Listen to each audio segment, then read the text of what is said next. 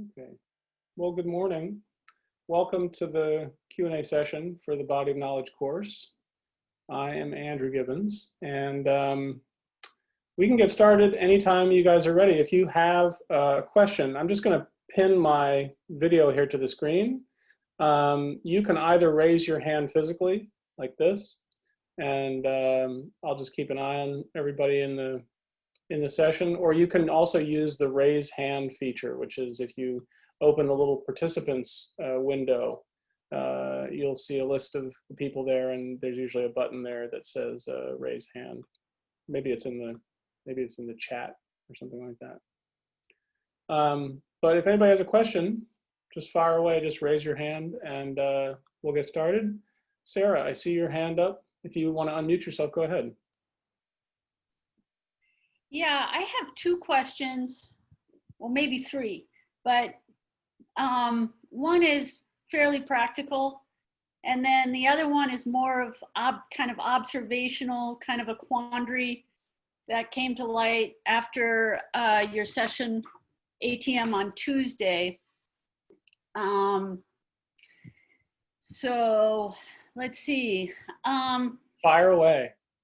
So the quandary question, the observational question that came to light was that I've noticed that in my practice, where I am in my learning, and how I'm approaching going through awareness through movement lessons, I've kind of attached this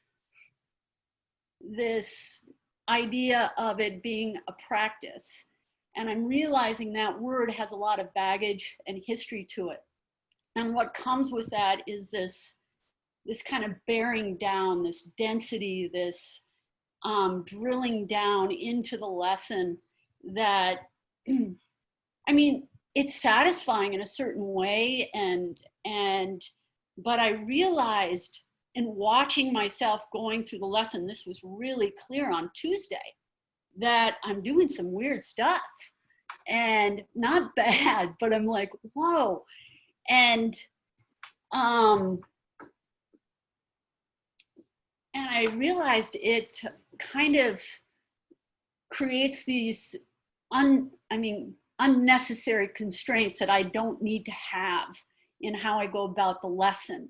And then you mean constraints or like expectations on yourself? Maybe expectations. It's everything that goes with how I've kind of practiced in the past, how I get really focused, how I get ambitious about certain ways in attending to the lesson. And it creates a certain type of rigidity in my mental state. Mm-hmm. And what was the other thing I was going to say? And so you want to ask how I not do that, or? Well, at the same time that that's happening, there's a certain part of my imagination that's kind of gurgling up, and that's been so, it's like, wow, there's my brain. I really like that part of my brain right now. That's really more working with my own imagery or using my imagination in the way, and it's been dormant. I've kind of closed that off. Right. And so now that's coming in, and I think I've been really hard on myself in this other practice-oriented way, and so and one of the things that you said at the beginning of the class on Wednesday, and we started in standing, and you said, and I may not be getting this right, but here's how I remember it, is that as you're standing, can you get taller without actually making yourself get taller, or taking everything you've learned and kind of adding it into that, and have more of an expansive image as you stand without adding all these things on to kind of perfect this image of getting taller. And I realized there's almost like this homeostasis within my posture that's so ancient, that knows what my body knows in this very cellular DNA, how to get taller without me superimposing all this stuff on top of it. And so I started just extracting myself from that ancient gene to see what happened. Sure. And anyway, that's my observation. That's my quandary.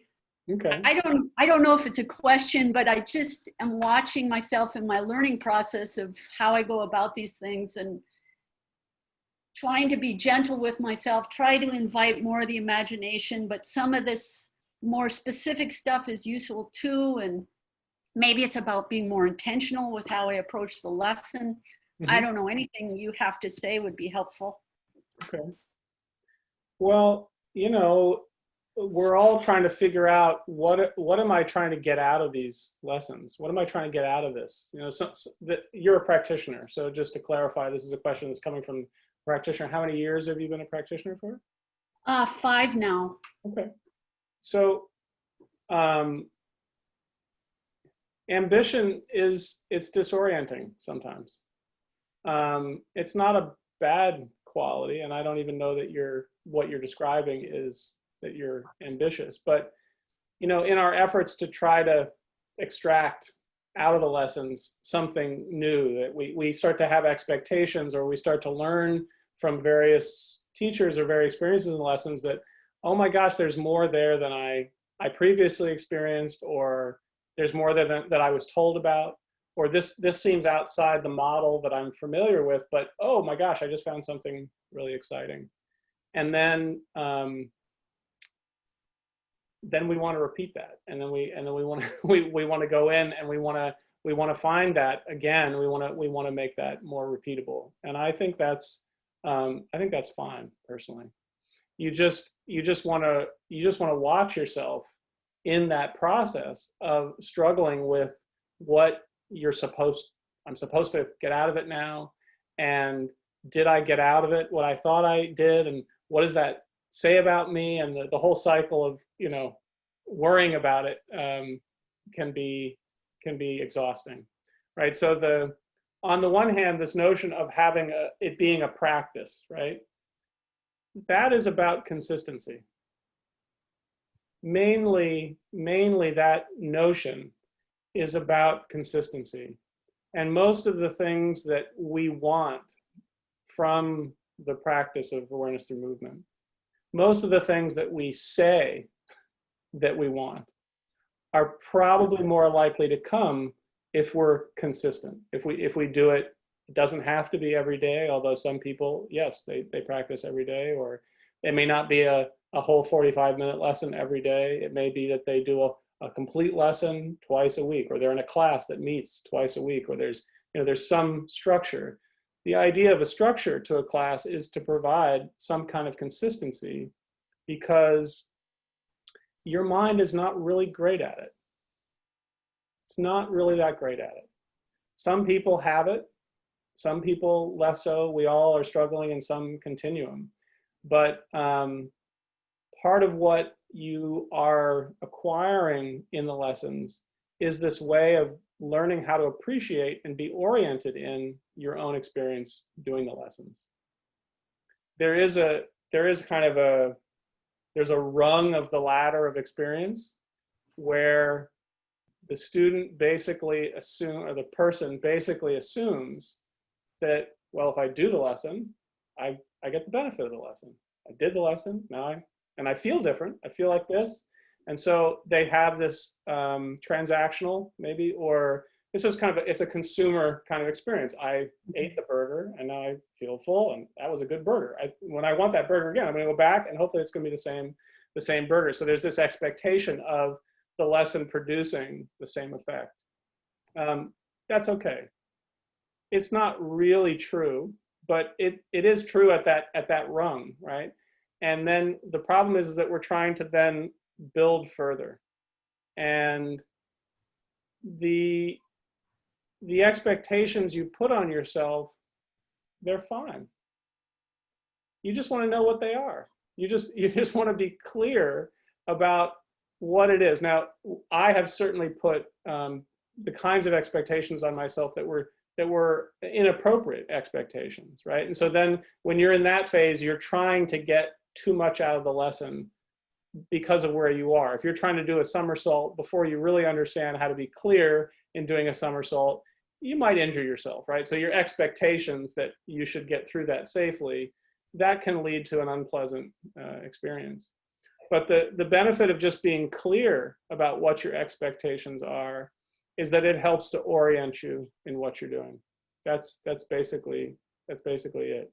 You know, that my advice to some trainees or student practitioners or whatever over the years sometimes has fallen along the lines of, if we're talking about some of the biological principles or the movement mechanic kind of principles that are in the method, like finding a way for the spine to lengthen in the movement, or not creating the movement by shearing as the main, creating shearing forces across the spine or whatever. You know, the advice of the student is, why don't you do the whole lesson with that, hold that expectation that that's what the whole lesson is about for yourself. And in the beginning, that can feel like, oh my God, I'm supposed to do the lesson to a particular standard. But it's not a standard of performance. It's a standard of a particular inquiry.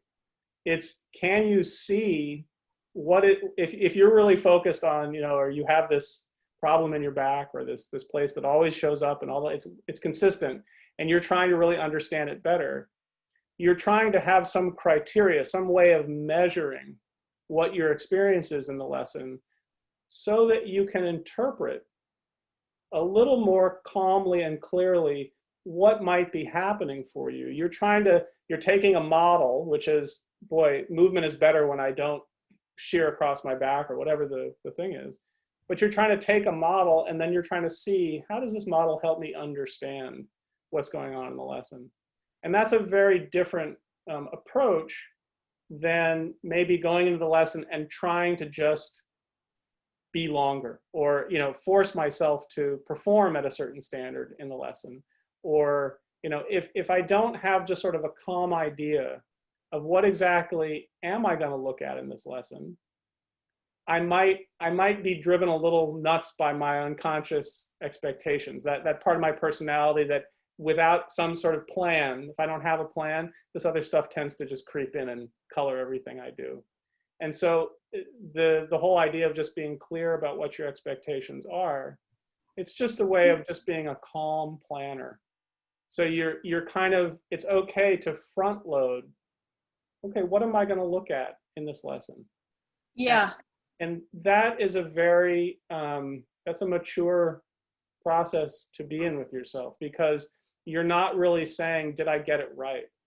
Right. You're willing to just take the idea and use the experimental frame of the lesson to find out what can I learn about this without driving myself for the right answer. It takes patience. The frame of the lesson is essentially one of attention and patience. The whole idea is that you're learning to appreciate your personal experience, and to learn from the experiences that come up, and to learn to interpret them in ways that are more and more helpful to you, in ways that you can build on them. So that's one thought for how to use, to create a sort of a positive expectation, simply of what am I going for in this lesson? Yeah, I like that. I like that, and maybe you know, I think I just need to consistency, yes, and maybe less about practice, and an idea, a way of being more intentional in how I approach it. Like you said, what is the kind of, what am I gonna, I mean, this conversation really does bump, it really starts to kind of bump up against a notion of having goals with the method. And a lot of people are taught that you shouldn't be goal directed in the method. And just so you know, I don't agree with that at all. I understand what that message is about, that, you know, when you're goal directed, you can apply a lot of effort and then you get in your own way. And yes, that's a good point to be made. That's a very first draft interpretation. But if you've been doing these lessons for 10 years or 15 or 20 or 25 years, and you still don't know really what you're looking for, what you're trying to get, you might want to write something down, right? You might want to try to make a little bit of a goal and try to make a little bit of a plan, and see if you can use the context of the lessons to get that thing. That's not a bad thing to be doing with these lessons. Also, it should really be mentioned that the place from which your question comes is one of really, I'm imagining this, but you tell me if it's true, is really coming from a place of practicing on your own, which is only something that certain kinds of people do. And in terms of the classes that I teach right here, where it's a group, you have to recognize that you didn't pick the lesson that the teacher taught in the group. I did. I chose it, or I let you know what the theme was for the series or whatever. But it's not as if you and I agreed off the start, okay, here's exactly what we're going to do. The themes I often do they're suggestive. They're not like, here's the 8-week plan of exactly all the 15 things you're gonna learn. I have taught like that, but right now I'm not really teaching in that style. And so you also want to just give yourself, you just want to be able to see that when you're in a group where somebody else is teaching the class, there's a way in which you're trying to use the instructions of the teacher for your own secret little plan. And it's very easy to let the instructions use you, okay? It's very easy to simply adopt whatever the teacher's MO might be and to attach yourself either emotionally or obediently to what you think, you're trying to figure out what's being asked, and it can just take a long time to realize that sometimes, especially in this work, one of the possibilities is that you really can just use the classes. They're not group classes in that we're all choreographing some sort of group project together. I mean, you can do that, but you really want to learn how to you're just taking what's being said, hopefully for your own thing. And occasionally the teacher is going to be a pain and is going to switch directions when you were ready to continue on in the direction you're already in.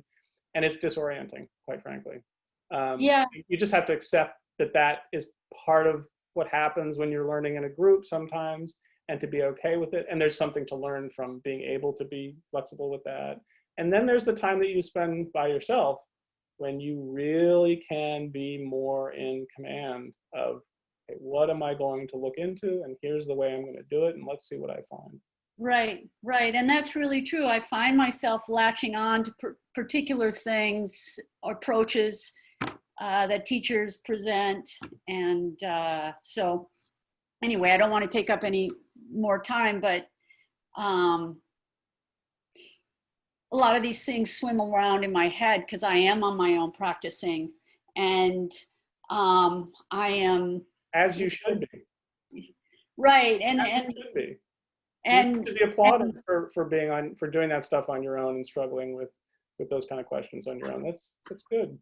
And trying to figure out, and so having something like this or talking to my colleagues, it's just so helpful. And thank you. I really appreciate your generosity and how available you are with questions and something like this. So you're most welcome. This is also required. It really is. Very few people that could just go off on their own and just never need any kind of conversation or reflection with other people. You got to win the lottery for that one. So you can save your other two questions. Just hold them for a moment. Maybe we'll give somebody else if somebody has a question. Yeah, I'm but signing if nobody off. does, we can just move on to number 2 if you like.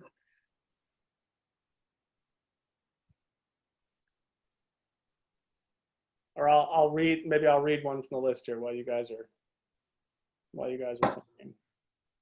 So one person asked, and I'm assuming this is also coming from either a student or a trainee maybe, it says, how do you prepare to teach an awareness through movement lesson? How does the way you prepare now compare to the way that you used to prepare when you first began teaching? So I have been teaching awareness through movement for about 19 years at this point, and I've been doing it, it's been my full-time job. I mean, giving private lessons, but also teaching classes. So in the beginning, I was as nervous as anybody else. and I transcribed a lesson that I had on a cassette tape. I transcribed a lesson that I thought was a good introductory lesson. I transcribed it word for word, and then I memorized it because I had no problem memorizing. I just didn't have much problem memorizing. And then I went and taught the lesson and delivered it, I thought, very responsibly to a group of people at a health club that I was teaching at. It was a group of about 25 people. And it was a great experience. It was really good. I was really patient. It was kind of a performance, the way I see it now. You know, I'm like delivering this script. But afterwards, people, man, I had some very nice things said to me about the experience in the lesson. And I felt like, oh, okay, great. But I also did the unusual thing, which was afterwards, I immediately reflected on the experience. In other words, I thought about it. And I thought, well, I'm not going to do that again. Because most of that anxiety about like, okay, how should I teach and what should I say? And I don't just want to go in unprepared. My desire to prepare led me to transcribe it and memorize it. And so I did that. And yes, the people in the class did fine and had a good experience, but I saw that that's not really, it solved a problem, but it wasn't the long-term solution. So of course, the way that I tended to prepare lessons in the past was that I did the lessons. I tried to pay attention to what I was doing. I was often, some of the lessons are transcribed from the Hebrew that when Feldenkrais was teaching in Israel. And so I would read the lesson and do the lesson and try to think about it in terms of what's he getting at? You know, what's the design of the lesson? Does it start with this and expand to that, and then gradually it becomes a bigger movement? Or does the lesson begin with like, sometimes he begins with a sort of transitional movement of, okay, we're sitting on our butt, let's go onto our stomach. And he has everybody do that many times. And then they sort of break the lesson down over the course of the lesson. And so you try to see what's the design. What's the design? Is it kind of a theme and variations? Is it sort of like there's this little kernel of a detail out of which he expands into something bigger and softer that's not a big movement, but it's more of a breathing kind of quality that, you know, what are the basic steps in the lesson? And that's all just so that I could feel oriented as the person who would teach the lesson. I just wanted to have a kind of an abstract design in my head of how I saw the way the lesson unfolded. There are other lessons where if you read the transcripts, what happens in the lesson is he has an idea for a lesson that he's teaching. I can remember one clearly where he's asking the class, they're lying on their back and they're slowly bending the knee and bringing the foot up to stand on the floor. And they get about 2 movements into the lesson, and it's very clear from the transcript that one person in the class simply cannot do it. And he spends the rest of the lesson trying all different kinds of ways, changing a position, same movement in different positions, to finally get this person to see how the movement could be done, to see what they lack, what they're not doing in their spine, which makes it so difficult, which thwarts the movement of the leg. And so it's not a step 1, 2, 3 kind of a lesson, because many of those transcripts are coming from they're from live classes. There are real people in there that he's dealing with. So then there was also a period in my preparation of lessons where after you've taught a lesson, maybe the same way many times, it is possible to get a little bit bored as a teacher of how you're presenting that lesson and what it's providing for the students that are coming. And so you start to try to see what else is in there.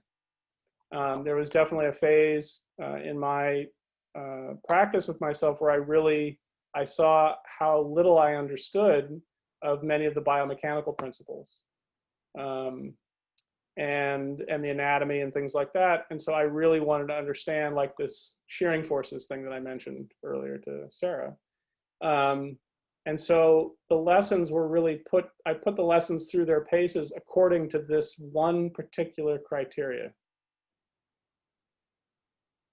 And what I found was there was a lot in the lesson that doesn't get taught in the typical, the lesson you read in the book, or the lesson, the way that you imagine the lesson, the steps of the lesson that you're used to is somebody's interpretation of the lesson.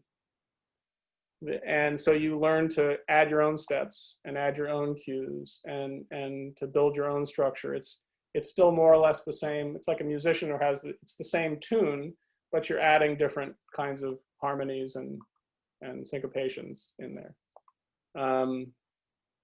There are also days when I don't prepare. I teach completely out of my own experience with my practice with myself. I have no preparation for what I'm going to do.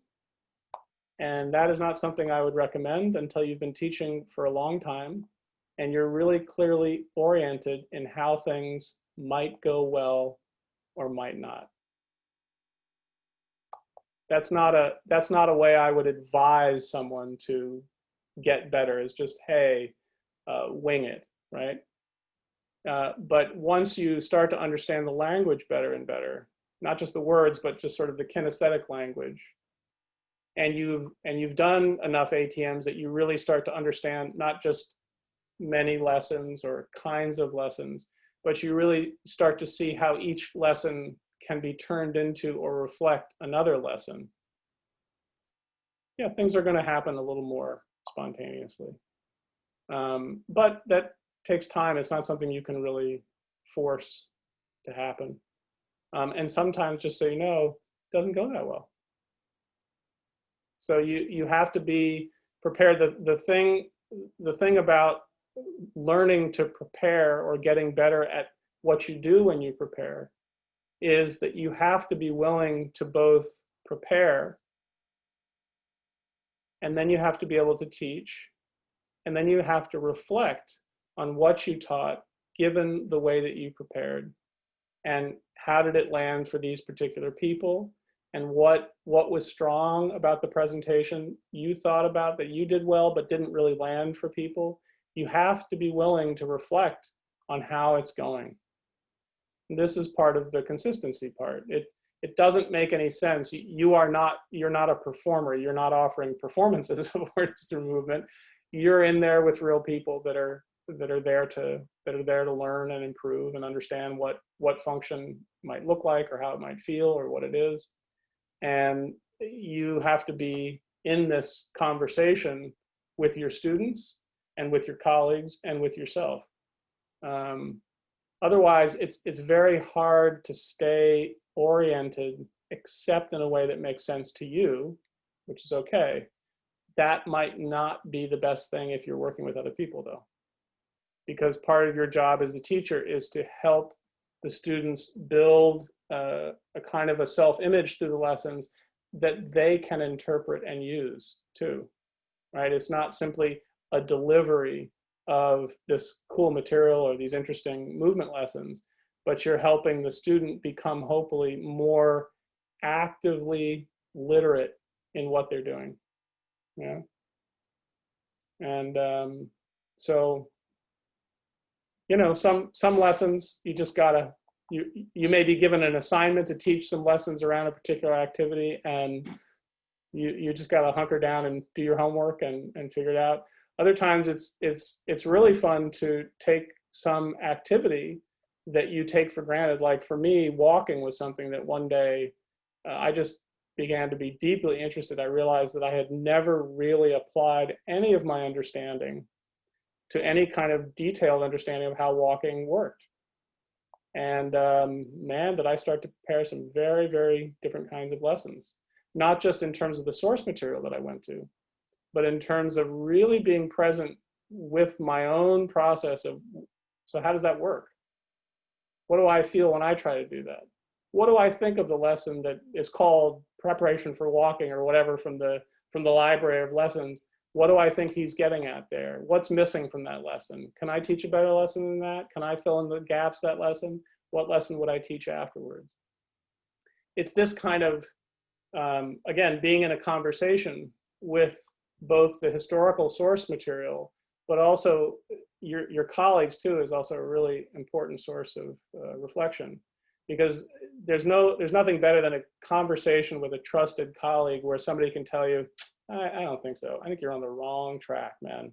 Let me show you why. And then the two of you can kind of work out your differences in terms of how you see it together in a way that makes you both understand better. That is worth $1 bazillion. because then you're no longer a passive student, just accepting what other people have told you, which we all have to go through that part of things, right? That's the stage of learning where you're, one of the other questions here is someone says, they heard me referring a couple times to the difference between passive literacy and active literacy. And that is exactly where we are in this particular little question, which is, it's the easiest thing in the world to eat food in various restaurants. Some of them, maybe you go to the finest restaurants in the world and you really appreciate the fine food. In fact, you're like a snob. You're just like, oh my God, the scallops were so much better here than they were there. And you can write about it, you have long conversations about it, but you really don't cook, actually. You can't make those meals. You can appreciate them, you can receive them, you can digest them, but you can't really create the experience for other people. And that's the difference between passive literacy and active literacy. And it is a son of a bitch to realize that's what's going on in a lot of our frustrations with ourselves. But it's also, it's the source of your greatest joy as you become more competent. You're willing to take on those riskier thoughts you have in your head and see where they lead. If you want a simple example, even simpler is in terms of passive and active literacy. Reading, for instance, is more passive literacy. You can send me a book on almost any topic in English, and I probably will be able to read it, and I'll be able to tell you about it, and I'll tell you whether I liked it or not. But if you've ever had to write a paper or a chapter, or you've had to write a book, that is not the same. Being able to read is required. You must be able to read to be able to write a book. But they are two vastly different skill sets.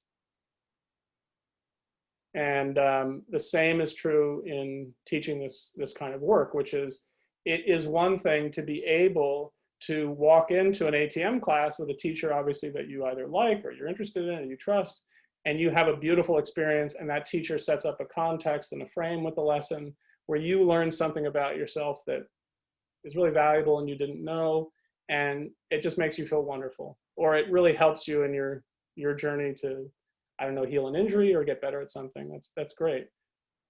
The question is, what do you do when you're in a room by yourself?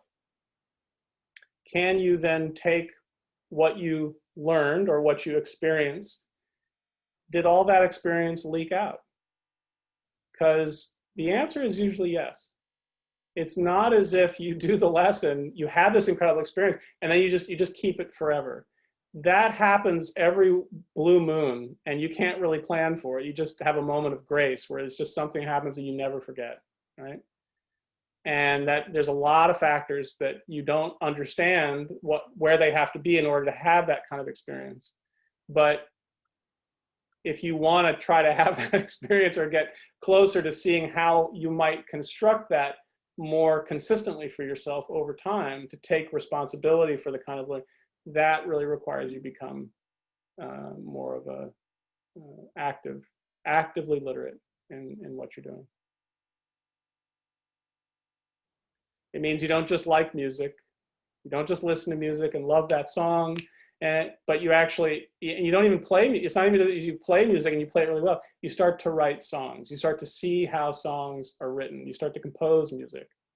There are levels to this stuff that are available. So that's me threading one question into another. How about a live question? Anybody got something there? Hey, Suzanne, go ahead and unmute yourself. So you talk about a practice, your own practice, and that can mean many different things. So for me, when I first started, I was doing mostly FI, and then for me, it was just rolling around on the floor, and that was my practice every day. I hadn't been even exposed to ATM. Mm-hmm. And so you were rolling around on the floor because was it part of maybe the private lessons you had where you guys were doing certain things on the ground? And Or Some when you say some of booking it out was, the core, do you mean just you had read things about Feldenkrais and you were looking at a book and you were trying to figure out lessons on your own? no, there was just so much curiosity in what I could and couldn't do. And it was kind of just born out of curiosity and exploration. And and then that slowly developed. I mean, the first actual ATM class I went to was the one for the FTA training course when you did the exploratory weekend. That was my first ATM class. Wow. Um, What'd you think? with a group of people. It was so different. What was it like to be in a group versus by yourself? It it was very different, right? Because then there were these instructions being given, and then I couldn't follow them, and I didn't understand them, and instead of just discovering for myself what was happening and what wasn't, there was something of it, so that made it completely different. And then there was judgments, and then there was, whereas when I was kind of going, isn't that interesting, there was not much of a judgment, right? But when you're in a group of people and you got to perform because this person over here is doing this, and that there was, you don't have to perform, but you're pretty sure that you think you should, right? You just like, it just sort of, you don't even have to flip that switch. It's just like, I know, right? So, and I've kind of gradually gotten, so in terms of what my practice is, how I define it, there are times where I will take a lesson and I will record it, or I'll do a recorded lesson from somebody else. And sometimes I incorporate that practice of, oh, let's just kind of see what things are, and let's see what's interesting, and what do I discover? And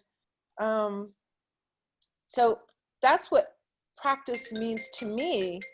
But when you say practice, you were talking about like walking around and trying to take apart the pieces of that. What do you mean when you say practice, I guess? What do I mean when I say practice? So the Feldenkrais method offers this form, this container, there's this frame for paying attention to yourself while you move. And the attention has there's a certain way to qualify the attention, and you qualify it by the movements and what the movements feel like, and then how you coordinate the movements with other movements, and you turn them into larger movements, or you break them down. But it offers this frame for study, for self-study. And within the form, we have what are called awareness through movement. The name is lessons, is what they're given. Some people really don't like the word lessons, and I kind of agree, because for some people the word lesson means it's like this didactic thing I should be learning. And very often the way the lessons are taught depends on which teacher you're working with, obviously.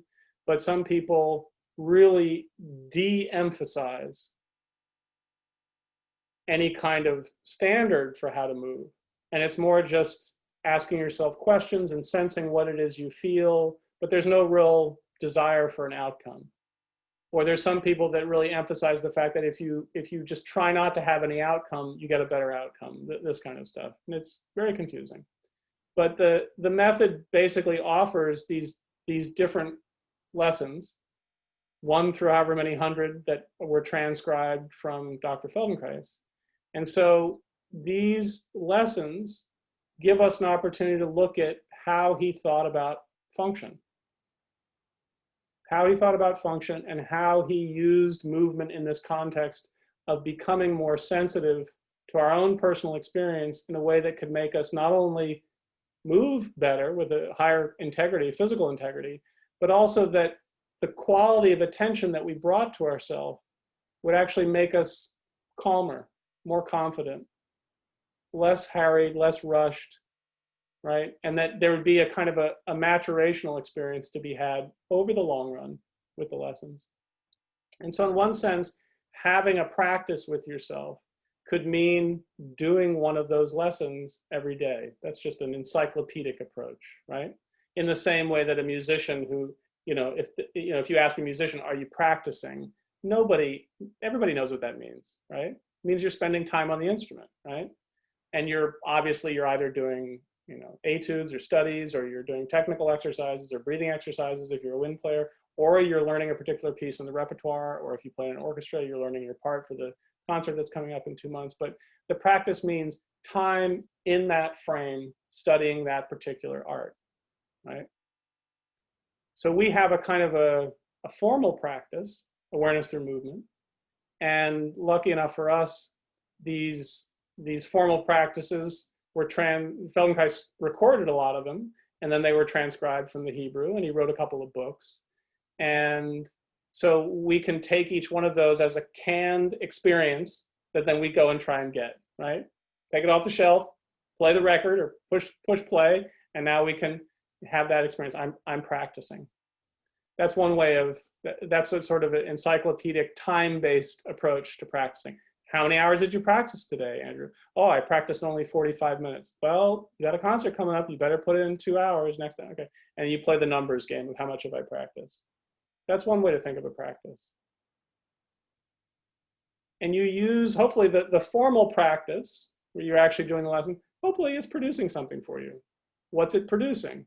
Well, hopefully it's producing a more consistent experience of support, of safety in the way you move, of smoothness. Maybe you're noticing part of what's more consistent about your life is that the way you get up from a chair is you don't get up in that decrepit, horrific way you've been getting up for the last 20 years. That you found a new technique for getting up, or a more supportive way to transition out of the chair. Or it might be that you start to notice that walking is different, right? That you're not clunking on your right leg the way you did that brought you to the class in the first place. And of course, everybody then tries to make it so that I'll keep doing the practice so that I keep the benefit going. And then eventually everybody gets a little frustrated because there's such an embarrassment of riches in the Feldenkrais method. There's so many of these lessons, and everybody gets lost in how much material there is to know and understand, and they get, you know, they get lost in their worship of what a smart person Feldenkrais was, or how creative he was, or how prolific his output, and blah, blah, blah. You get into the whole, all that stuff, right? And the question really is not, can I acquire all of this material, although not a bad idea if that's what you want to do for profession, that's what it's there for. But what are you doing? What are you trying to get better at? And how can you use the material and your study of it to relate to your life, right? And many of the things that people come for when they come to Feldenkrais relate to physical injuries, just because that's in the cultural conversation. That's where a lot of people find the Feldenkrais method. Moving without pain, et cetera, et cetera. It's one of the things that we are maybe known for helping people address. And it is one of the things that really you can learn in the method. It's really true. But it's also, it's just one of the things. It's one of the more obvious, attractive things. Who doesn't want to not have pain? But there are other things embedded in the method that have to do with a person's emotional maturity. And the problem is that none of this is really clearly spelled out in a semester 1, semester 2, semester 3. It's not spelled out in a stepwise fashion. And for most people, that's frustrating. I get it. The thing to think about with all this is it's okay to be frustrated by that. It's not really about what you get out of it. It's what you put into it. It's your ability to engage and find value in the material and to use it, to exploit it for what you're trying to do in your life or with your life, or trying to solve a problem or get the pebble out of your shoe or whatever it is. That's what's really important. The way that Feldenkrais kind of constructed the lessons, or the way that he came at this experience, it's very important to understand how he may have entered this particular stream. It wasn't, oh, I'm intellectually curious about human movement. Oh, I would like to solve the problem of balance in the world. It wasn't that. It came out of a rather catastrophic dislocation of his knee on the soccer field. An injury which was not bad, it was super bad. An injury which completely stopped him in his tracks for months, and he was bedridden for months. And you think about that, right? And then you think about whatever the kind of person or the kind of mind that he was, which was fairly powerful. And so he had to reconstruct, you know, he sort of took his time in jail, so to speak. He took it and he really just read the dictionary, so to speak, right? And he built that knowledge from the ground up. And of course, he used his own intellectual faculties to help build it. But a big part of what you need to understand about the strategy or the container for awareness through movement is that it does work via induction. You know what induction is? Or do you know the difference between induction and deduction? I'm asking you, Suzanne. Maybe you could give a clear example. Yes.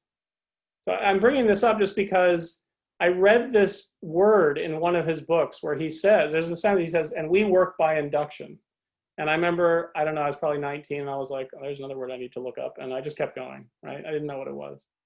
It's a very important word to understand because he's really kind of he's not explaining it, but he is saying, this is how this stuff works.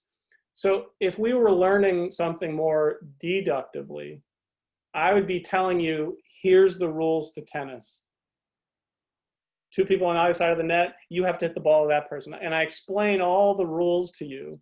And then I put a racket in your hand and I say, now you have to hold the racket just like this, not like that, like this, okay? Make sure the racket is, and I give you all the rules of thumb about, now when you step to hit the forehand, you have to step first with your left foot and then with the, I give you all the explicit rules of what makes a successful tennis stroke or a player or whatever you want to think.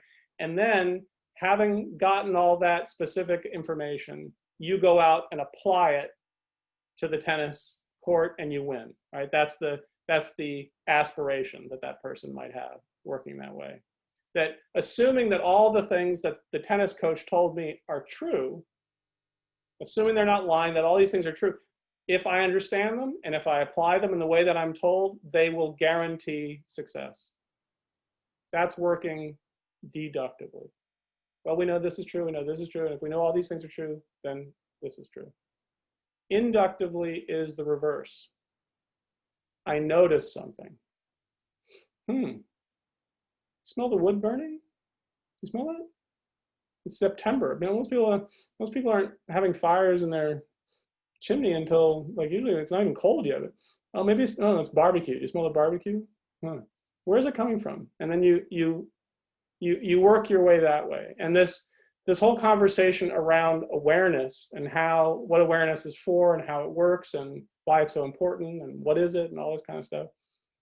This is really built on this process of using the movements to generate part of what you experience in life. When you move, it's easy to pay attention to what just happened.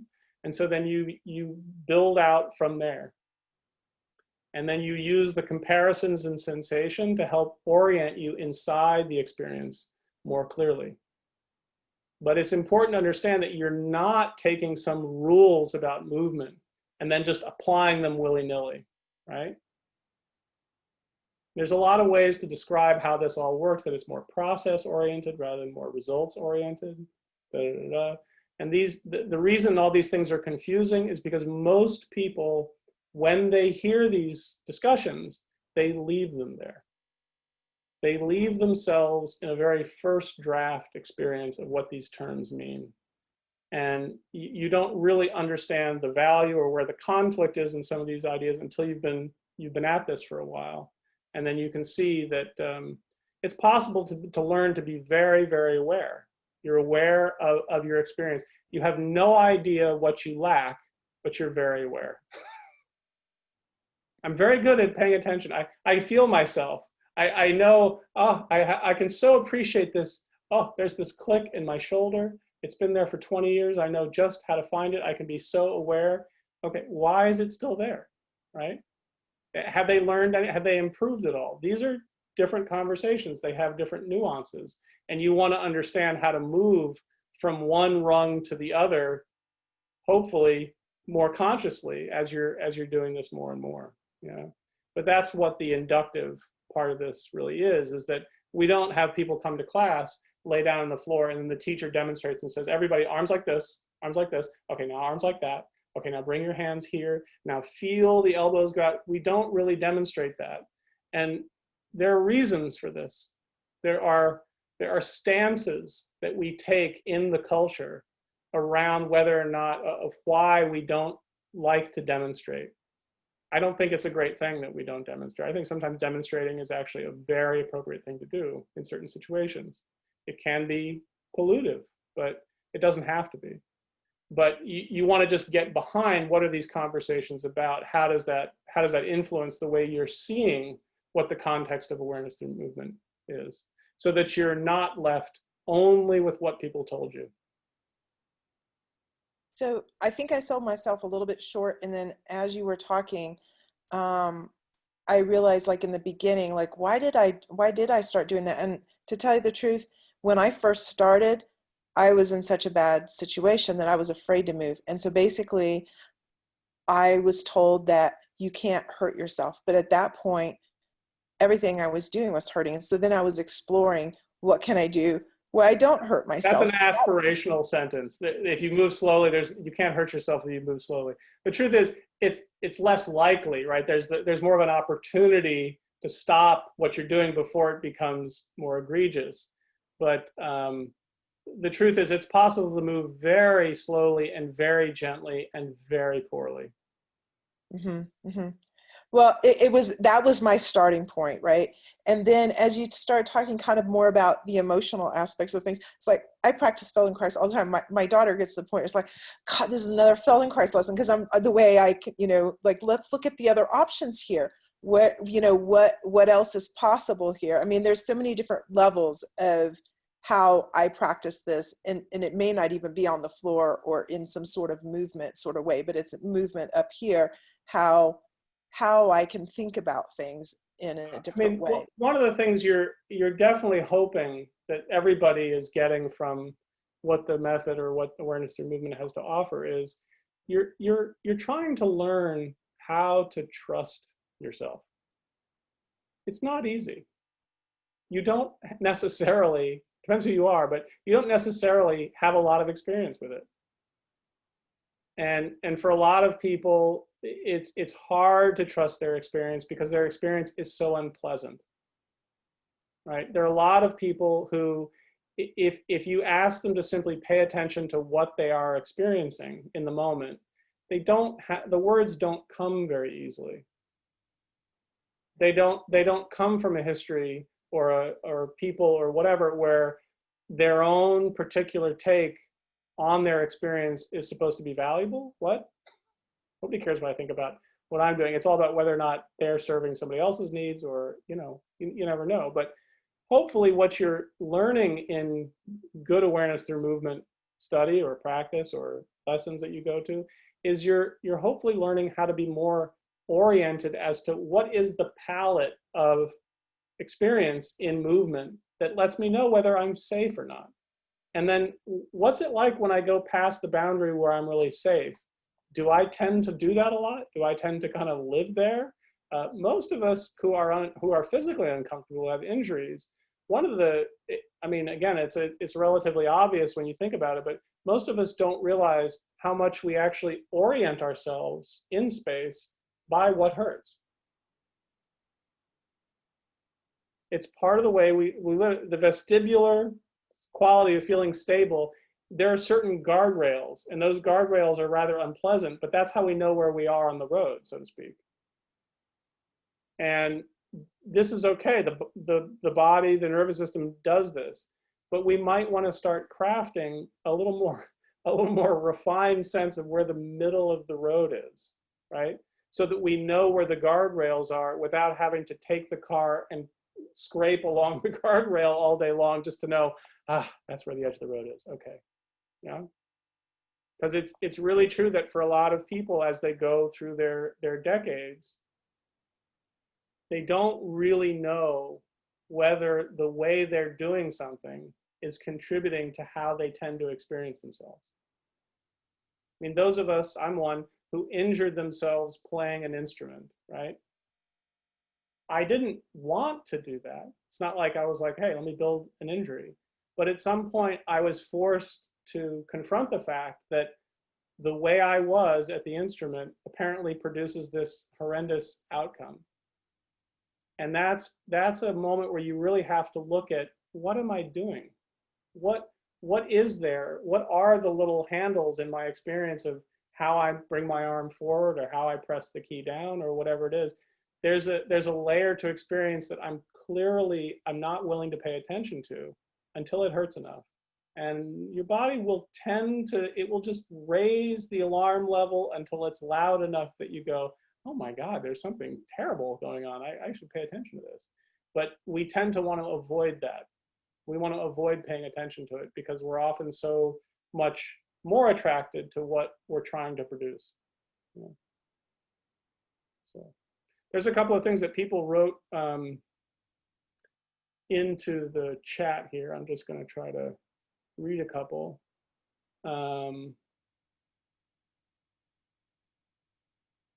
Brad wrote, I have a question about the use of the voice. Are there specific lessons on that? I'm curious about also the use of space, like the space between our feet from the weeks that we did lessons on the feet.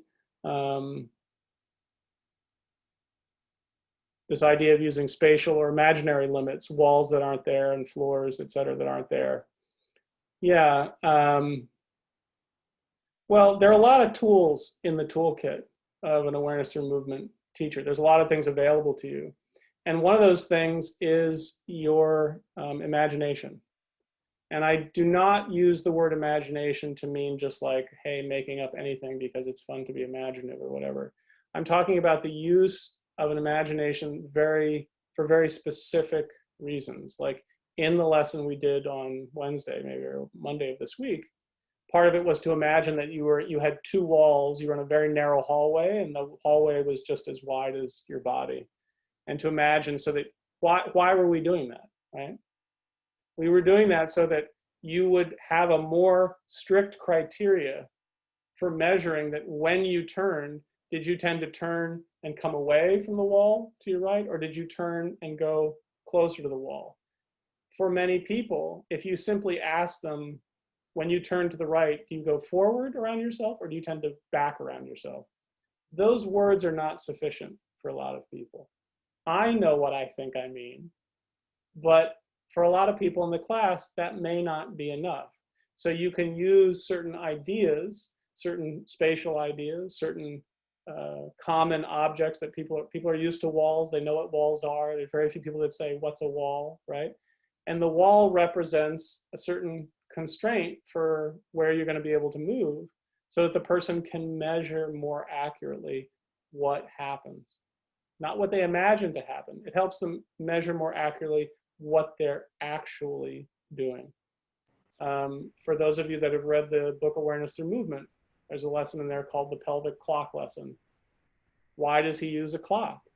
Well, the lesson is about making certain kinds of circles or radii with the pelvis in different directions, because the pelvis and the hip joints and the spine, they can do a wide variety of different kinds of movements. But he doesn't present it in some convoluted or, he doesn't use the Latin word of anatomists or surgery, take the superior iliac crest and move it laterally 4 degrees down and inferior. He doesn't do that. He uses the image of a clock because there's nobody in the room that's going to be confused by that image. Everybody knows what a clock is. And when he refers to certain numbers on the clock, those directions become a little more clear to the person than if you just said, move to the right or move to the left. It's a creative use of the imagination to actually give you a more clear, objective sense of what you're doing when you move. Most of us lack 2 things. One is we think that we have just an objective sense of the world, which is just not the case. So we think that, and so we really don't have a rich relationship with our own subjective aesthetic experience of the world, unless, of course, we're lucky to have been raised or trained by certain people in certain arts where you really acquire an aesthetic, a refined aesthetic criteria for something. The other thing is, we don't really objectively measure the world and how we move in it. I mean, here I have a glass of water. Did I objectively get a hold of the water? Yes, yes I did. Objectively, it's in my hand. But that experience, I have to keep testing that experience moment by moment. And in the lessons where we're moving, we realize that without a real project like do 30 push-ups or pick up this stick or lift this bar, when we're just paying attention to how the arm moves and then we're asked to pay attention to certain details, we suddenly are thrown into a world that we realize we don't have a lot of patience for, because it's just not been something we had to value. And we're not really clearly oriented. We don't know how to use the things that we find when we pay attention in there. And the kinds of people that really get it very quickly tend to be people who are either very kinesthetically adept already, or people that are injured sometimes can immediately get the value of slowing down, of valuing small details, because when something is painful, and it's been painful a lot, right? Sometimes these small details actually have a significant way of orienting us in the problem, in the difficulty. Not so that we're just obsessed with the difficulty, but we can see clearly the things that we tend to do that make it worse, and we can see what we don't need to do in order to feel a little bit nicer or a little bit easier. There can lead to this constructive process where you really kind of build a better functional use of your arm if your shoulder's been injured. But it requires not just a strengthening of certain muscles, which sometimes it does, but it also means you have to develop a clear sense of how the piece is moving relative to the whole. This is a whole body instrument that you have. And the lessons are really designed to put you into a creative relationship with how you pay attention to your experience, rather than just a didactic experience. Move your arm to the right, move it to the left. Okay, now do it faster. Good. The more you can do, the better the person you are, or the better tennis player you're going to be, or whatever. You're learning to construct your own personal criteria for what you prefer, what works better for you. But hopefully, those experiences are based on stuff that actually works, that's actually real, rather than just your own wild ideas about how you should do something, right? So the patience that's built in and the use of the images to help create some kind of specificity for you, they're really built so you can again inhabit that kind of internal world in a way that makes more and more sense, and then actually makes sense in the real external world too. So, Brad, you look like you want to say something. You want to? Yeah. Yeah. Because my question also is, I kind of get all that. That's and I've enjoyed it immensely going into this. And I'm curious about the voice not having those constraints in the same way. And I really love like what we did with the jaw weeks ago, and then the not being noisy in our breathing. We're affected a little bit my use of voice. Are there did Feldenkrais go into this, or is this sort of more like I kind of wrote in there, like when you said I want to look at walking more, and how like he didn't explore that much. Like this is just what is the use of voice, which my voice can go through walls. Right. And does, because I have a very loud voice for one. Right. And I get complaints about how people can hear me in other rooms.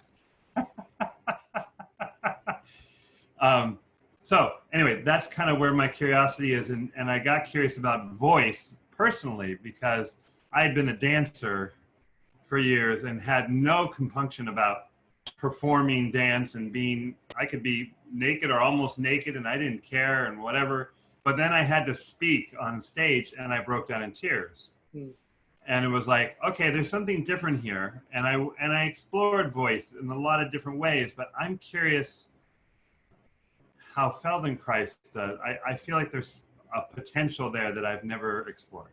Yeah, there are teachers, there are Feldenkrais teachers that really do specialize in the voice. You should look them up. I'm sure they're wonderful teachers, and they really do apply this methodology to a way of really exploring more specifically that terrain. And I really recommend you go to those teachers who really understand those domains really well, because it's easy for me to say, yes, there are lessons in the canon of Feldenkrais lessons that deal with voice, but it's also, there are people alive that know a lot, right? And that also use this methodology and are really worth going to study with or check out, because you can really get the information that you want, and you can have an experience crafted by someone that really knows what they're talking about. I know a little bit about voice, but I'm not a professional voice teacher. I have my theories, that kind of stuff, but I would say go find some people that, in the community, and they're out there. Am I still, yeah. I like that. Thank you. Yeah, for that too. But I also like how you personally explore this creative field. So I'm kind of like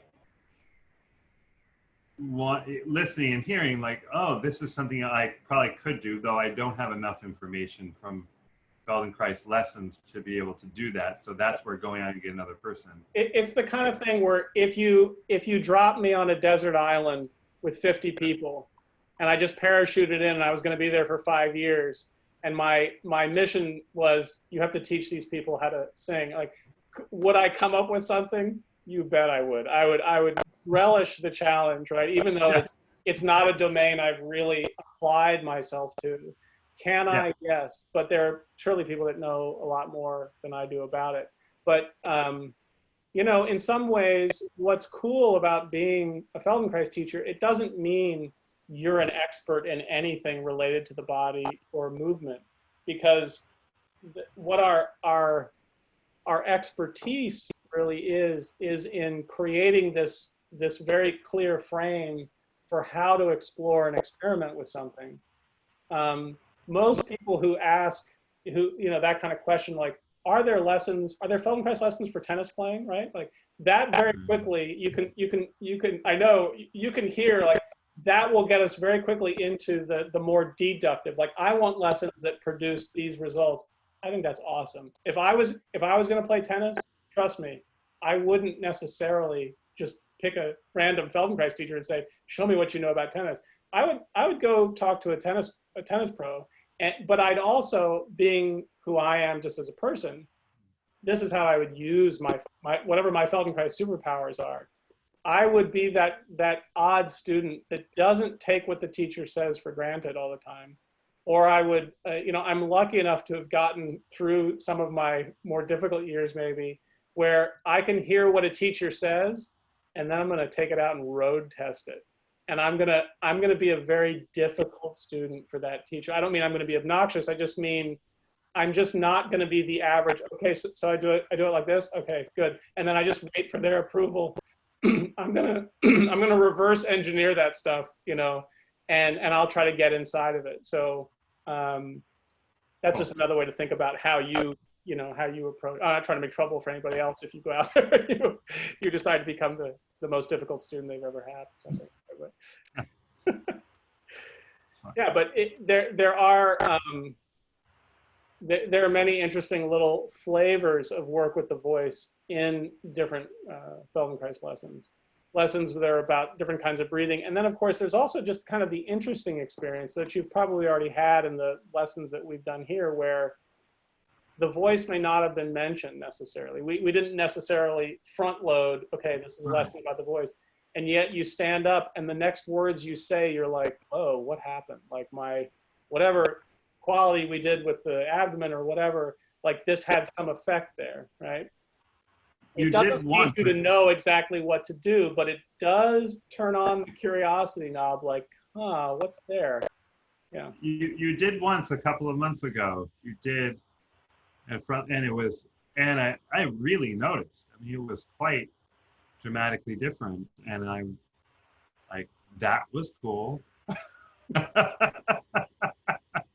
it can be a way of training yourself, and then it's just a question of where can this lead? Because it's not like I'm going to then pull out this textbook that says, here, I wrote the way to voice, you know, and then it has 12 lessons. I mean, maybe one day, but it doesn't need. Don't limit yourself. All I mean is it doesn't need to stop us. It doesn't need to be like, well, that was that cool lesson. I don't know what that was, but you can dig back into it. That's why obviously the recordings are available, and that's why, I just encourage you guys to, this whole question about having a practice is also about, chewing through things several times, Yeah. Anyway. That's kind of the cool thing, is that because we don't have really Feldenkrais doesn't really have a performative art. Right. We're not martial artists that say, look, you do all these solo practices, these interesting esoteric studies, and what I'm telling you is when you do all these, it will produce what you see before you. And then we have this performative zone where, you throw me and I throw you, and now you see that those practices must have led the teacher to become this good at what I see in the more performative space. I kind of wish we would actually have a little bit more of that, because a lot of students actually benefit from being motivated by a decent example of something, of a finished product, or a more finished product than where they are. That notion of being led by somebody else's example, that's real. That's not BS. Can it be a bad thing? Yes, it can be distracting. It can be bad in all kinds of ways, but it's also the case that all of the riches that we have, a lot of people fall into a kind of a torpor of like, well, how should I apply this? Mm-hmm. They don't necessarily learn. So what do I do with this? That's kind of up to them, or at least it is in the conversation, the method up to this point. Maybe the next generation will really alter that somewhat. And I think that wouldn't be the worst thing, to tell you the truth. But that is, I mean, it's just something worth recognizing, about the way things stand. Thank you. That was a nice way of framing it. I appreciate that. And I have I use my voice as an actor and teacher, and I'm not aware of it a lot of the time, even though I actually teach vocal things. I have so little. Awareness is it's a mean thing. It's not so nice. I mean, awareness is like that thing where you hear yourself on your voicemail recording, and you just God. Everybody is horrified. Well, that's because you're objectively hearing what you sound like. It's not because you're having some weird experience. That's what everybody else hears, and now you understand it too. And most of us run away from that experience. Most of us do not like that experience. It's not a pleasant realization, and it leads us just to hide further. The people that can turn that, shit into manure are the ones that really understand what it means to make use of your experience, of these moments you have where you recognize or you distinguish something, and you understand that you have a preference, and you understand you may have a choice, if only you'll make it, Yeah. Oh boy. Oh boy. Thanks. Yeah, somebody mentioned in the chat here, Kristen Linklater's Freeing the Natural Voice approach, very compatible with the Feldenkrais method. That is a name. That's where I started with the voice after I broke down in tears. Oh. So it was good. Cool. I enjoyed it. Let me just see. I can't see everybody at once. Anybody else have a question? I can look at the list here. I'm just going to keep my eye on the time, and well, here, Oh, sorry, Rebecca. There, you had to wave your arms real loud. So I could see. um, There ought to be a Zoom feature where you could just throw something at the right. host's head or something. Bounce something off of your head. I'm trying to think about how to bring this question in. I've been thinking a lot about the vocabulary used in teaching, and I think you do a really great job of like the imagery of bringing kind of the intimacy to looking at a big picture and differentiating things. But one thing I've been noticing, and just paying attention to different teachers and the way they give directions, is the use of words like please. Mm-hmm. And so I'm interested in your thoughts around that. And you don't seem to use it very much. And I wonder if it's conscious when you use it. Polite, so. Well, there's this thing where there's a piece about giving direction. Like if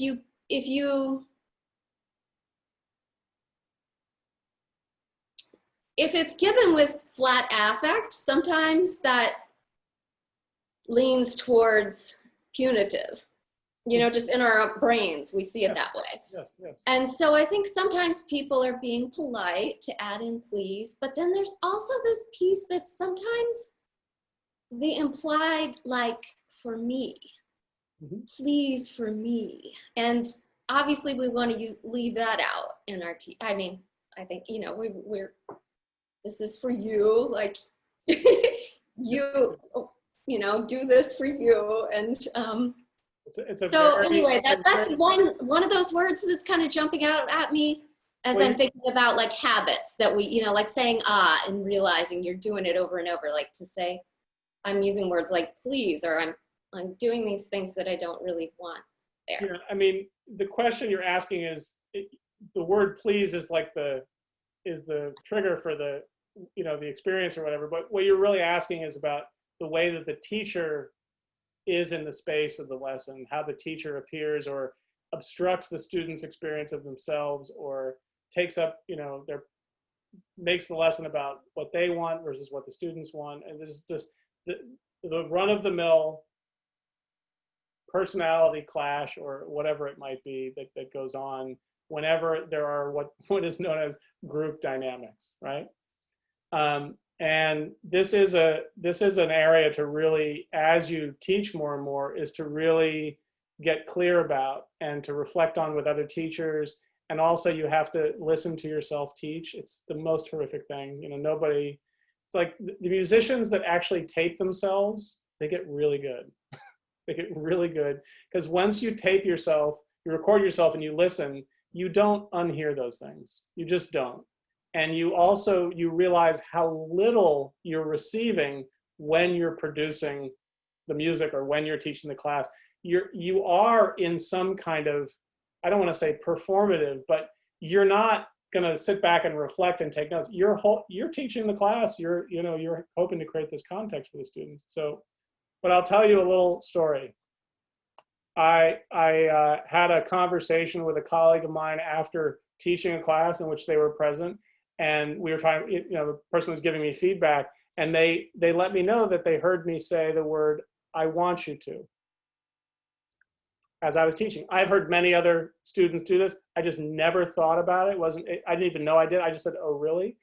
And my colleague was like, yeah, the lesson, I don't give a fuck what you want, is what this colleague said to me. And this person had a lot of years of experience. And it was a great topic for us to deal with, because there's a lot you don't understand about how you come across to a group of people.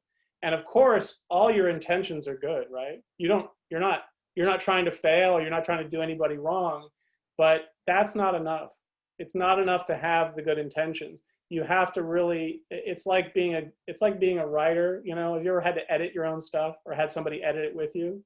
It is the worst. It's just the worst, because you're forced to confront this terrible borderline between what you think you said versus what you actually said. And a good editor is going to go at you over and over again until you understand that there's a difference between what you tried to do in the sentence and you're sure that you understand, and what the sentence actually says, and how it lands, or how hard it makes the reader work to understand this idea, which actually isn't in the sentence. Your editor will tell you, you know. This is really the borderline between your subjective experience and the objective, right? And Feldenkrais, somewhere in one of his books, says the whole point of the work is to narrow the gap between those two things, right? And in this topic of how the teacher's personality comes across in the room, it does. I can just tell you, it does. There are some people who are fantastic at being almost invisible. And I don't know whether they've been like that since birth, or they grew into that, or at some point they reached a point of decision or choice, and it was a deliberate change in direction, so they were going to just disappear more and more in the room. I can tell you it can be very powerful. Probably the best ATM experience I ever had was from a teacher who, I mean, the lesson was probably an hour and 20 minutes. It was a long lesson. There are many interesting things I can tell you about the lesson, but the teacher used 6-word sentences and then left gaping pauses that lasted 7 or 8 minutes. Okay. Now there is context. This was not a public class. This wasn't people's first time doing awareness of movement. These were students in probably the 3rd or 4th year of a training program. They understood the form and the frame somewhat. They were oriented in that. But it was extremely powerful. And the reason I would say it was extremely powerful was because I wasn't thinking about him. It just forces the student to just reflect back into their own experience without help. And the essential problem that most teachers run into is we want to help the students. And then if you do it long enough, you get to come to this very interesting paradox, which is you can't help anybody. You can't really help anybody. You can't do it for them, right? And then you realize that the choices you make in teaching, that's why you want to go through all the difficulty of refining what you do and understanding your little foibles and your verbal tics and your ums and all that sort of. You want to understand because you're trying to learn what the hell is it that's really valuable in what we're all doing in this room. And I'm not sure what the answer to that question is, but it has something to do with a person having an opportunity with other people in the room of really learning just to value their own experience. And that is a very delicate thing. That is an easy thing. That's an easy apple cart to upset. And some of the ways you upset it are by saying, and now I want you to, and would you please now, you can just feel the personality of the teacher getting injected there in such a way. And, you know, you might start telling a story as a teacher. You suddenly realize, oh, I have something, it's just coming to me. And then you try your best to explain it, and you wreck the whole balance. And then you have to put it back together in live time with the students, right? So there is a kind of a human, you have to have, you know, an admission of human foibles. But as you improve as a teacher, you just want to understand, why am I looking into these foibles? It's not just to be perfect. I want to understand how they potentially affect the people that I'm teaching. What is it that I think is positive, which actually has a negative result? You know, there's another part of this, right? Which is, you'll never be perfect forever. You'll have good days and bad days. You'll develop a style. You'll find out where your strengths are. And then you'll plateau, and then you'll find your mojo again, and you'll get even better maybe if you're lucky, right? You keep at it. And then there's also this other interesting side to the conversation, which is, what's the student's responsibility? The student, one thing that can happen in awareness through movement, I have noticed, is that sometimes the student's expectation of just how simple or effortless or caring or slow or non-challenging or whatever it might be, that the student is bringing in all kinds of expectations over what should happen in the class. And when those aren't met, or those get, that apple cart gets upset, they get disoriented. And you get all kinds of interesting effects. In the therapeutic context, you know what they call it? They call it transference and countertransference, right? Transference is when the student so imagines that the teacher's power is what is enabling them to improve or to get better. And so they give over all the power to the teacher in order to feel like they're attached to something that's better than they are, and they can learn and improve. And that can be useful, actually, for somebody to do. Like, it's not a bad idea to pay attention to what your teacher is telling you and try to do what they're telling you. Like, they probably know a little something, and there is a stage to that. Then the other version is the countertransference, where the teacher needs the student to get better in order to feel like they're valuable as a teacher. And anyway, these things are always floating around in the air, and occasionally they collide. And in general, it's just a nice rule that over time, you learn what to remove. Learn what you can take away, you can take out of your teaching. And then things will just volunteer themselves. Trust me, ideas will come to you. The work is generative and creative. But you'll simply learn the things that you don't need to do. As far as the way I use language or the images, I don't really know where that comes from, but my guesses are my engagement with music and literature probably have something to do with that. The books that I read, the music, the conversations that I listen to with other people in other domains, that stuff filters in somehow. Yeah, and it's okay for that stuff to filter in. It's not like, I'm not looking for some sort of perfectly Feldenkrais specific context all the time. Sometimes it's really pure, it's really hard, it's really hardcore. And other times you need to understand that there's life outside of this, and that the lesson needs to somehow relate in a pleasing way to real life too. That's what most people are looking for. Most people are not looking for some sort of esoteric only experience. Some people do. Some people are actually out for that. But it's important to learn to be functional with the material, to be able to have the experience, see where it might apply. Some phases in your life, you really go for it and you really try to make this thing make sense with what you're trying to do. Other times you just let it ride and just try to stay with it and see what emerges on its own without you trying so hard. All those varieties of experience are built in. But somewhere between the teacher's good intentions and the student's aspirations and whatever, you learn how to be in the room. And like I said earlier, you learn how to use the instructions, hopefully, for you, not to let the instructions use you. And it's difficult because as the person on the floor, you are trying to follow some instructions here. You are, and it's a difficult thing unless the teacher explicitly talks about how to really understand that dynamic. Like there was a lesson I taught at the FTA program back in February, where at the beginning of the lesson, I talked a lot about how the students respond to the first instructions, how they respond to hearing what they're going to do next, how long do they wait before they engage, what's that about? Like, I made that a very explicit part of the lesson. That was good. I liked what happened, that I liked what grew out of that in the lesson.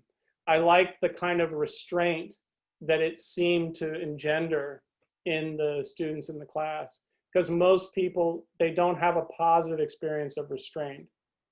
And yet there's so much of what's in the method is about learning how to hold back so you can see more clearly what's coming up as you move, so that your cognitive, your vestibular resources, they all learn to work to be harnessed together, rather than what most of us do has nothing to do with that.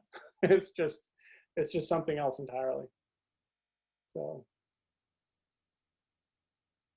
please ask another question. Or do you have another question? No. I'm wondering, when you go to teach a lesson now, I mean, you've evolved through these years, but do you have sort of an outline in your head, and is that imagery, or is that coming just spontaneously, or do you kind of think about some things ahead of time that you're like, oh, well, this would apply, and this is, I mean, plan, some days better than others. I know why to plan. And I also know where planning won't take me. I have had the experience of very meticulously planning a workshop or planning an 8-week series. There's some series I did where it was a 3-hour evening once a week for 8 weeks. And I really meticulously planned. But the thing you realize is that no plan survives the battle, right? And so then there's a part of you that's like, oh, I didn't get to do my plan, and we ended up doing this and that, and then I had to cut this out. And then you slowly realize that that is just par for the course. Your planning is to orient you clearly for what you're going to do, to give you a decent beginning, and hopefully orient the students together, obviously. There is a little bit of a challenge with that, especially with awareness through movement and the Feldenkrais method, because of what I said earlier to Brad, which was, we try to theme the classes or the workshops, right? The class that's going on right now that I'm teaching is heading, right? So it's coming from the point of view of understanding stuff via the movements of the head, or the support through the head, et cetera, et cetera. Clearly, there's a lot else going on in the lessons besides the head, right? Those attempts to theme the workshops, those are attempts to actually create some sort of context for the students that are coming. Some people are going to do a workshop or a series of lessons around the hip joint. Why? Well, it might be to intellectually orient the material around that. It might be because a lot of people have pain in their hip joint, or they limp. And so you're trying to get a group of people together to come and be there for some similar reason, so that you have a context. It's very rare, or it's not the case yet, that people just say, hey, let's all go to that awareness through movement class. Because the next question coming out of their friend's mouth is, what's it about? What do you do? And then nobody really has an answer. And that's really our fault as a community for not being able to describe that very well, quite frankly.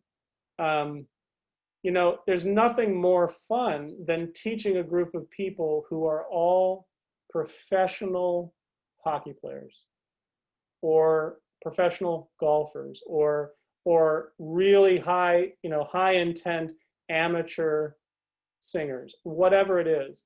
Why is that? Why is that fun? Because those people already know the context in which they can understand the value of what you're going to do in the lessons.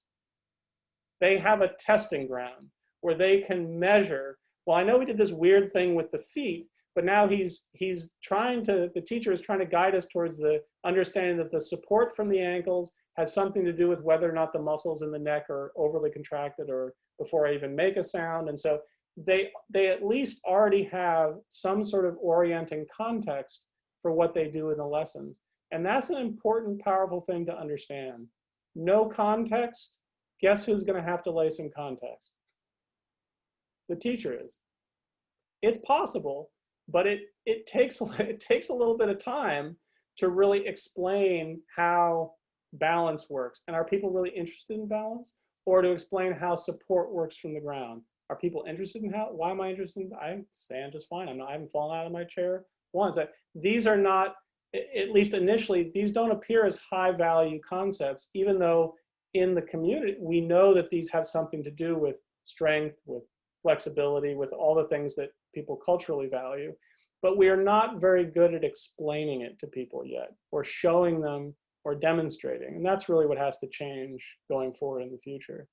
But yeah, the planning process is really to know what the context is for you all to be there. It's no different than public speaking. If I said, Rebecca, can you please come and give a talk next Thursday? And you're like, okay. You're just like, okay, Andrew asked me, I'll do it, right? and you say, well, what time? 7:30. Thanks so much. Bye. What? Right? What am I talking about? Who am I talking to? How long is this talk going on? Is there an overhead projector? Am I using PowerPoint? These are all the basic, they seem like basic questions.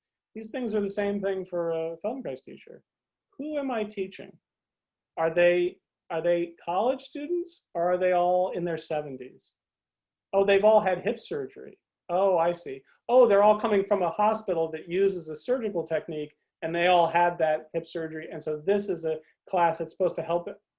What's the context that I'm feeding into? Because if the students don't understand the context, boy, does the teacher have a lot of work to do. If the teacher doesn't understand the context, how are the students going to, part of the function of a teacher is to help through the use of their language and through the choice of the lessons and how the lessons are shaped, is to hopefully build a relatively stable context.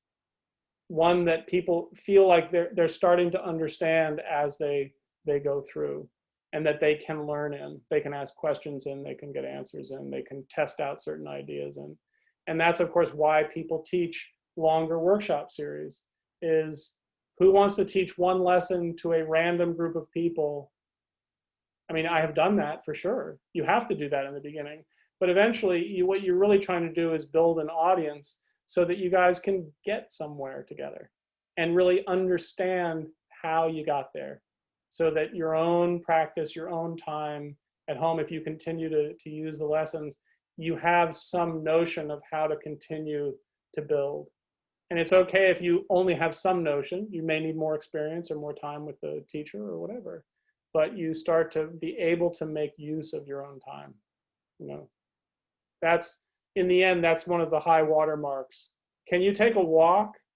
Can you take a walk for half an hour and know how to make yourself healthier after the half hour? By the time you've done walking, that knee that's been troubling you is no longer troubling you after half an hour? I don't mean you're healing a horrific injury, but you can take a little twinge and actually there's no more twinge and you know why. That's a nice thing to be able to do for yourself. And it's definitely something possible through the study of this work. The thing that, the conversation we always have is like, why are people coming? What are they getting out of it? Hopefully the lesson helps orient people that their body, it is a resource. Movement is a resource. Your sensation, your attention, your breathing, they are resources. The fact that you can feel them doesn't tell you much. There are criteria that you can learn to test and apply that will really give you a real there. It takes some time, but in the end, one of the real benefits you get is there's a removal of confusion, which is really hard to overvalue, to be honest. Most people have pain, they acknowledge it, but yeah, they don't really have any clear understanding of how they got there, where they are in it, what they do that makes it worse. About the orientation within the difficulty is a big part of what we do. And then only when they understand what it means to be oriented clearly in their thinking, as well as the way they move, and only then can you really start to build in a way where you don't keep crumbling down every time you put another brick in place. So that planning process is really, it's about building a clear context for people.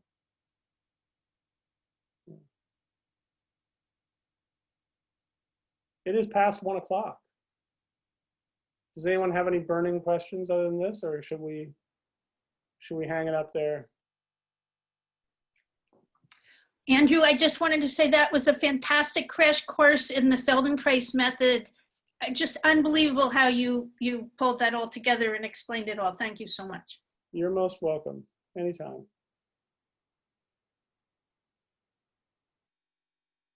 All right. Well, I guess my only question would be, do you plan to do this again? Kind of just a question thing. Good. That's really helpful. Thanks. Definitely.